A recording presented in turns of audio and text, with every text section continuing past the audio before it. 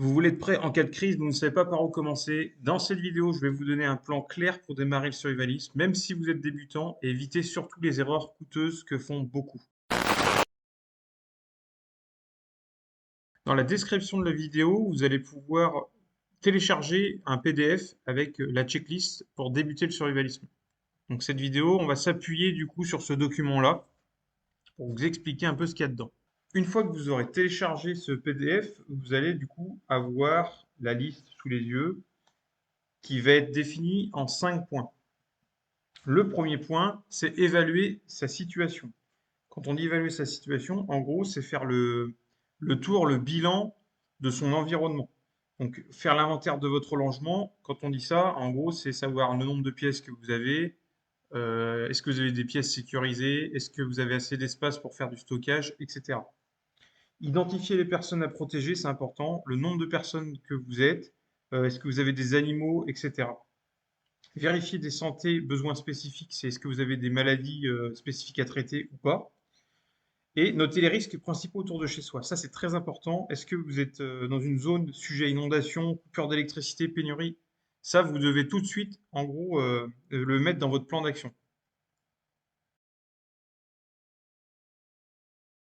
Deuxième, préparer un kit de survie 72. Alors 72, vous pouvez commencer par un 24 ou un 48. C'est pas. Généralement, on commence petit. Moi, je vous conseille de commencer par un 24, ensuite par un 48 et ensuite par un 72.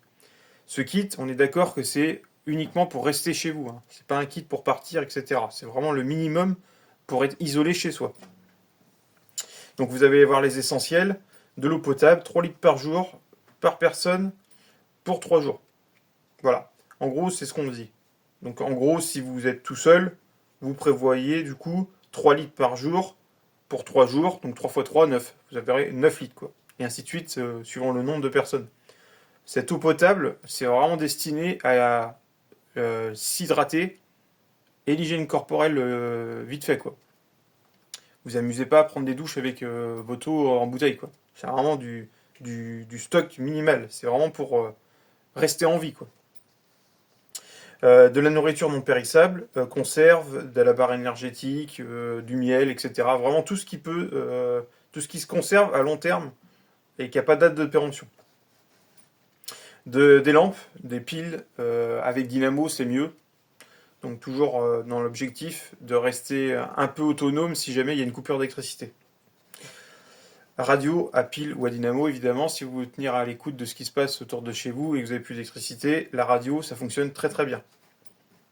Une trousse de premier secours, basique, avec vraiment le minimum dedans, des pansements, des bandages, etc. Rentrez pas trop pour l'instant dans les détails, ça c'est vraiment du basique. Un couteau multifonction, évidemment, c'est toujours bien pour faire pas mal de trucs. Allumette ou briquet, pour allumer les bougies, c'est mieux. Des couvertures de survie, moi ce que je vous conseille en plus, c'est d'avoir des couvertures en laine, c'est très bien. C'est durable, ça tient chaud, et même mouillé, ça vous maintient, ça maintient votre chaleur corporelle. Masque, gants, hygiène de base. Donc ça, il faut maintenir une hygiène de base pour pas vous rendre malade, parce que imaginons que vous êtes malade, en plus isolé, ce serait vraiment, c'est vraiment la double pénitence. Donc moi, je vous, je vous conseille d'avoir le minimum d'hygiène de base et de le respecter, quoi. Troisième point, débuter le stockage maison progressif. Alors, de l'eau supplémentaire, ça va être pour toutes les tâches courantes. Nettoyer la vaisselle,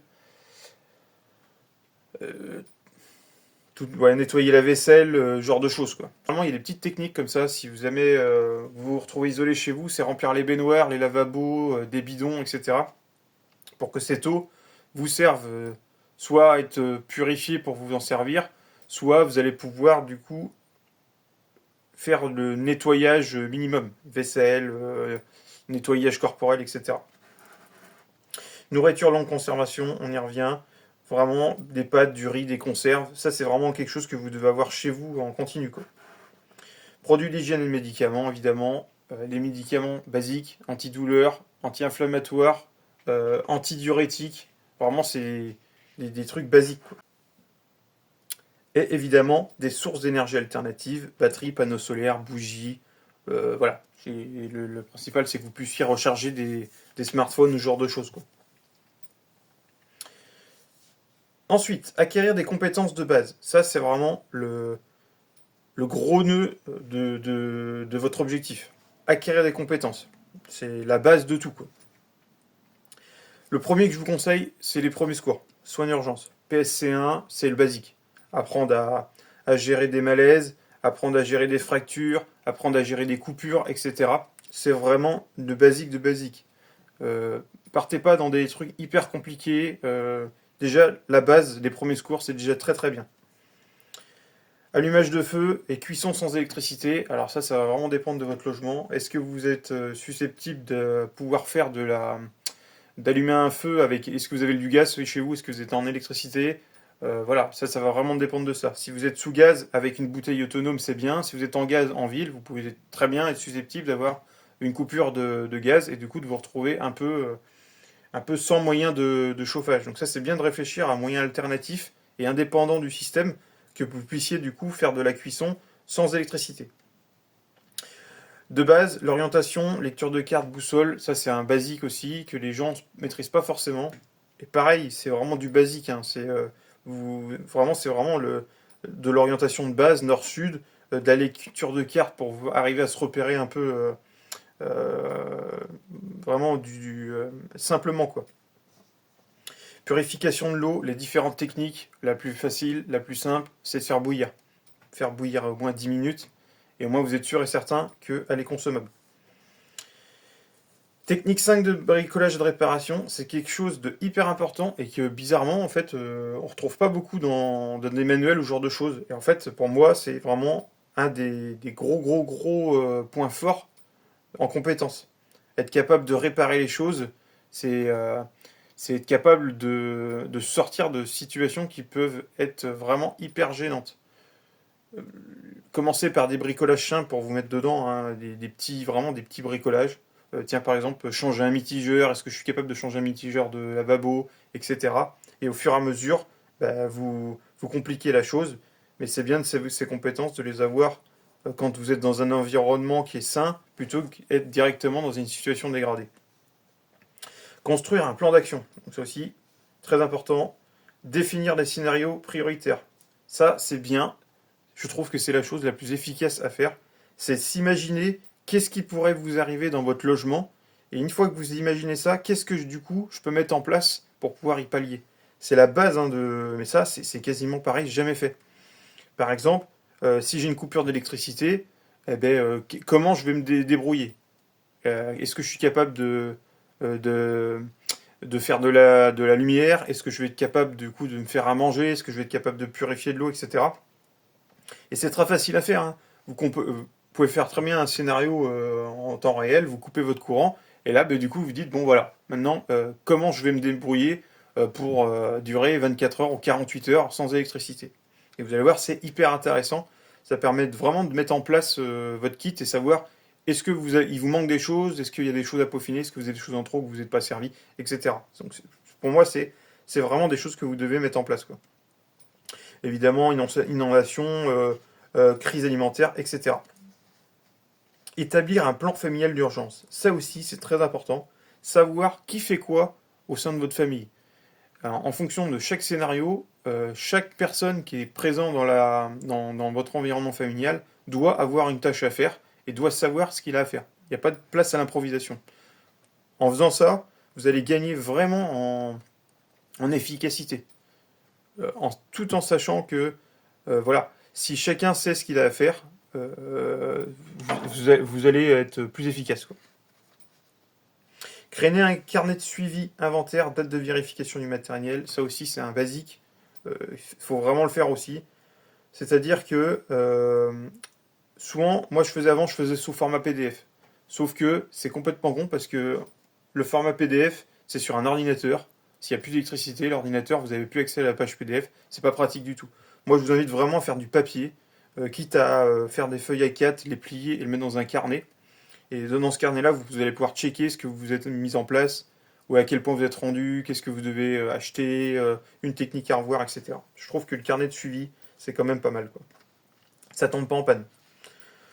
Planifier des exercices, ça aussi, personne ne le fait, et pourtant, c'est vraiment la base. Quand on le voyait au début, là, définir les scénarios prioritaires, ok, une fois que vous avez défini votre scénario, vous avez une idée de comment vous allez mettre en place, eh ben testez-le. Planifiez des exercices réguliers. Comme ça, vous allez voir si ça fonctionne, ça peut être plus efficace. Tiens, j'ai pas pensé à ça. Ça a été plus efficace que ce que j'ai fait avant. Et pour tester des kits et des compétences, il faut systématiquement le faire. Et pourtant, c'est quasiment jamais fait. Un petit bonus pour avancer vers l'autonomie.